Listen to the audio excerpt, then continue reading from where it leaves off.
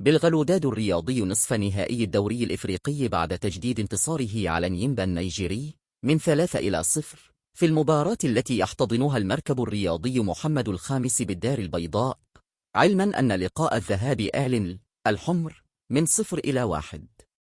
وتمكن الفريق الأحمر من افتتاح سجل التهديف مبكرا بعدما نجح أيوب العنلود في إحراز الهدف الأول في حدود الدقيقة الأربع.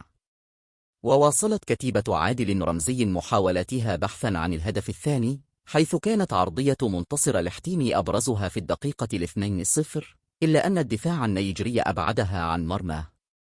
وتمكن الفريق الأحمر من إضافة هدف ثانٍ في حدود الدقيقة 83 بعد عرضية من يحيى عطية الله، وجدت في طريقها جمال حركاس الذي تمكن من وضعها في الشباك بعد رأسية تصدى لها الحارس وأكملها المدافع الودادي في الشباك.